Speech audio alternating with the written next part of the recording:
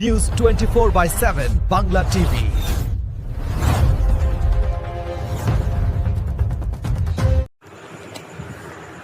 গত 22শে জুলাই যাদবপুর ইউনিভার্সিটির ত্রিগুণা সেন অডিটোরিয়ামে হয়ে গেল ভারতের নারী সংরক্ষণ নির্বাচনী এলাকার পুনর্বিন্যাস প্রচেষ্টার ক্রমবর্ধমান সংহিতা, লিঙ্গ সমতার প্রয়োজনীয়তা বিষয়ক পর্যালোচনা।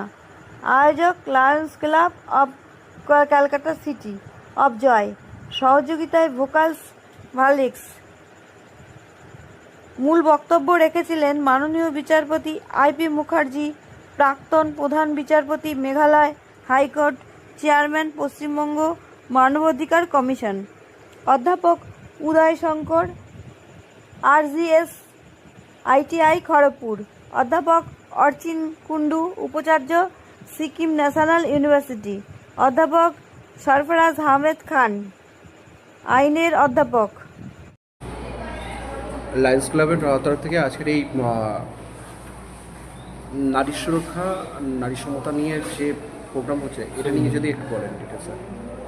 অ্যাকচুয়ালি এই যে সেমিনারটা হচ্ছে, এটা হচ্ছে ওমেন ডিলিমিটেশন বিল, ওমেন্স রাইট, এবং যে আমাদের সারা ভারতবর্ষ জুড়ে এবং সারা পৃথিবী জুড়ে, সারা পশ্চিমবঙ্গ জুড়ে যে নারীদের উপর যে বিভিন্ন ধরনের অত্যাচার সাধিত হচ্ছে, তার পরিপ্রেক্ষিতে যাতে এটা রেস যাতে না হয় এবং ভেতরে শয়তানগুলো যাতে জেগে না ওঠে, তার জন্য আমাদের এই বিরুদ্ধে একটা প্রচার বলতে পারেন। এই যে শয়তানগুলোর বিরুদ্ধে যারা নারীদের উপর ক্রমশ অত্যাচার করে যাচ্ছে এবং নারীদেরকে সুরক্ষা না দিয়ে নারীদেরকে অসম্মান করছে, সম্মান না দিয়ে। নারী তো সম্মানের জিনিস, সারা পৃথিবী জুড়ে নারী সম্মান পায়। নারী, কারণ নারীরা আজকাল সমস্ত কিছু করতে পারে। সে এরোপ্লেন চালানো থেকে শুরু করে, ডাক্তার থেকে শুরু করে, অ্যাডভোকেট থেকে শুরু করে সমস্ত রকম ফিল্ডে নারীরা অগ্রগতি হয়ে এসছে।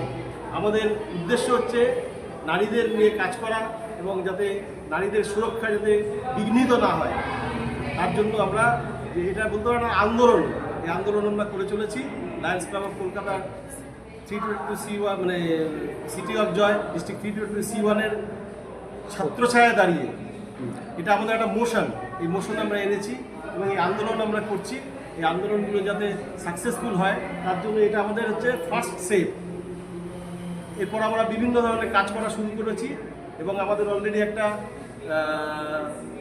যে সেক্টর যেটা আছে সেটা হচ্ছে আমাদের লিগ্যাল সেক্টর যেটা আছে, তাতে মেইনলি আমাদের নারী সুরক্ষার বিষয়ে আমরা কাজ করি। এই যে নতুন সরকার আসার পরে নতুন একটা নারী সুরক্ষার ক্ষেত্রে আইন চালু করেছে, লাগু হচ্ছে, এতে কতটা মানুষ মানে সাকসেসফুল হবে? দেখুন, এটা তো বলা যায় না সাকসেসটা কি হবে না হবে, এটা আমরা বলতে পারবো না। আর সরকার নতুন এসছে, চালু করেছে একটা, যতক্ষণ না সাকসেস হবে ততক্ষণ আমরা সাকসেসফুল বলতে পারবো না। সাকসেস হলে পরে ফুললি সাকসেস। শোনো না, তোমার জন্য जैसे कि आप लोग आज नारी के ऊपर, नारी जैसे आगे बढ़े उसको लेकर बहुत दिनों से काम कर रहे हैं, उनको एक पोजीशन में लाना चाहते हैं, लेकिन देखा जा रहा है दिन ब दिन नारी के ऊपर लगातार कभी बलात्कार तो कहीं कुछ ना कुछ नज़र आ रहा है। इसके ऊपर क्या कहना चाहेंगे? बलात्कार, नारी के ऊपर जो बलात्कार हो रहा है, अच्छा बांग्लाয় বলবো ना बलात्कार माने कि अत्याचार, दर्शन रेप वगैरह, rape, sexual assault, continuous sexual violences against সেই তো বলছি যে ফার্স্ট অফ অল नारी को शक्ति दरकार नहीं है, वो नारी नेचुरल शक्तिमान है। देवी दुर्गा, देवी काली, उनसे ही हम लोग जन्म लेते हैं। मगर इंसान का भीतर कोई भगवान होता है, कोई शैतान होता है। तो हम लोग को भीतर कोई शैतान होता है जो नारी का शक्ति को दमन करने का कोशिश करता है। तो हम लोग का वो अटेम्प्ट हुआ वो शक्ति को हम लोग नारी का ऊपर, नारी को टॉर्चर, नारी को ऑपरेस करने के वो नहीं मिले, चांस नहीं मिले। तो रेप या वो होने का बाद एक्शन लेने का एक्शन तो हम लोग लेते ही हैं, बट मोर इम्पोर्टेंट जो आदमी का भीतर आपको पहले से ही प्रोपेंसिटी दिखाई देगा कि he is like a beast, जानवर का माफिक है। उनको थोड़ा अंदर रखो और दरकार হলে আমি হোম মে কনফাইন করতে রাখবো। আর কি করে বুঝবে যে একটা মানুষের মধ্যে এই শয়তানি চিন্তা ভাবনা রয়েছে? স্কুল থেকে বুঝতে পারবে, সাইকিয়াট্রিস্ট সাইকোলজি এর জন্য কি কোনো সেমিনার করা দরকার আছে যে এগুলো দরকার নেই, পাড়ায় পাড়ায় স্কুলে স্কুলে ওরকম আইডেন্টিফিকেশন দরকার। সবাইয়ের এই প্রপেন্সিটি থাকে না যে মানে মানে ফিজিক্যাল এত মানুষের মধ্যে আইডেন্টিফাই করবে কি করে? সেটা প্রফেশনাল ব্যাপার। दीदी की বলছিলেন? আমি যেটা বলতে চাইছি সেটা হচ্ছে দীর্ঘ 109 বছর ধরে লায়ন্স ক্লাবস ইন্টারন্যাশনাল সারা পৃথিবী জুড়ে মানুষের জন্য মানুষের সাথে কাজ করছে। হেলথ হাইজিন নিয়ে, বিশেষত ওমেন হেলথ হাইজিন নিয়ে আয়রন ক্যাপসুলস আমরা ডিস্ট্রিবিউট করি, আমরা স্যানিটারি ভেন্ডিং মেশিন বসাই, আমরা মায়েদের যে পুষ্টি তাই নিয়ে কাজ করি। খুব কম ক্ষেত্রে লিগাল অ্যাওয়ারনেস নিয়ে কাজ করা হয় এবং Lions Club of Kolkata City of Joy since last 12 years legal awareness এবং legal help to the women এটা নিয়েই কাজ করে চলেছে। দিদি, নতুন সরকার আসার পরে নারীদের ক্ষেত্রে নতুন আইন বলবৎ করেছে, কি বলতে চান? কতটা কি করেছে এখনো তো একটা ইমপ্লিমেন্টেশন, একটা যেটা হচ্ছে থানায় গেলে আগে কেসটা নিত না। এরা তো জিজ্ঞেস করতে সবাই আমার পেশাগত জায়গা থেকে, আগে কেসটা দেওয়াটা খুব চাপ হতো।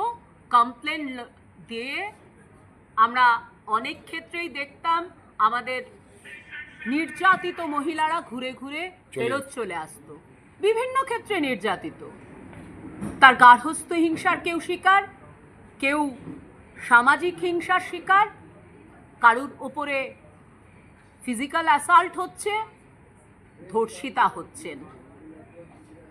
আবার কত অত্যাচার যন্ত্রণা যে দরজার পিছনে মুখ লুকিয়ে রয়েছে, এমনকি তার পরিবারের থেকেও সামান্য।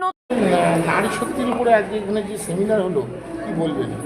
যে নারীরা মানুষের কতটা ঊর্ধ্বে এবং নারীরা সব কিছুর ঊর্ধ্বে, কি বলতে পারেন বলুন। এই ধরনের সেমিনারের প্রয়োজনীয়তা কখনো ফুরোয় না।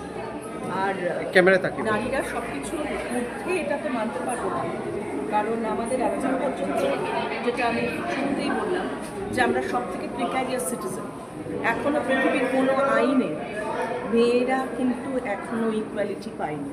পৃথিবীর অধিকাংশ দেশ এখনও পর্যন্ত ইকুয়াল ওয়েজ দেয় না মেয়েদের রাইট টু প্রপার্টি এখনও অব্দি নেই। কাজে আমরা যতই কনস্টিটিউশনাল সেফগার্ড রাখি না কেন, খুব প্রোগ্রেসিভ দেশ, ডেমোক্রেটিক দেশ, অনেক উচ্চমানের আর্টিকেল 14, 15, 19 থাকলেও সেটা শেষ পর্যন্ত কোনো একটা মানুষে এসে শেষ হয়, মেয়ে মানুষ অব্দি এসে পৌঁছে। কাজে মেয়েদের অধিকার কোথায় শুরু কোথায় শেষ সেটা জানতে গেলে আমাদের খবরের কাগজের পাতায় কতগুলো রগরগে খবর পড়লেও আমরা যেমন জানতে পারি, তেমনি প্রাত্যহিক জীবনে একটি মেয়ে যেভাবে ডোমেস্টিক ভায়োলেন্সকে প্রতিদিন সেটার বিরুদ্ধে লড়ে বা লড়ে না লড়তে শেখানো হয় তাকে। কাজে এবং আইনের কাছে দ্বারস্থ হওয়াটাই একটা মেয়ের অনেকখানি যুদ্ধ লাগে। কোর্টে আসা তার কাছে একটা অপমানের জায়গা। সংসারের বিরুদ্ধে কথা বলা সমাজে বেরিয়ে এসে সেটা তার পক্ষে অসম্ভব। এটা শুধু ভারতবর্ষ না, যে কোনো পৃথিবীর যে কোনো দেশে যে কোনো মেয়ের ক্ষেত্রে এটা প্রযোজ্য। কাজে আজকে মেয়েদের right two education, right two property, right to seek divorce এবং একটি সন্তানের জন্ম দেওয়াটা যতটা সোজা, সন্তানের অভিভাবক হওয়া কিন্তু মেয়েদের পক্ষে এখনও অবধি আইনত স্বীকৃত পুরোপুরি নয়। কাজে লড়াই করতে লাগে। কাজে মেয়েরা সব কিছুর ঊর্ধ্বে তো নয়, বরঞ্চ মনে হয় মেয়েরা অনেকটাই অনেকটা এখনো পিছিয়ে রয়েছে এবং সেটা আমাদের সমাজের জন্য, সেটা এই আইনেরই কিছুটা হ্যাঁ আইনের ফাঁকের জন্য। Thank you. আপনার নাম আর ডিজিগনেশন কি? আমি যাদবপুর ইউনিভার্সিটির উইমেন স্টাডিজের professor Aishika Chakraborty. Thank you.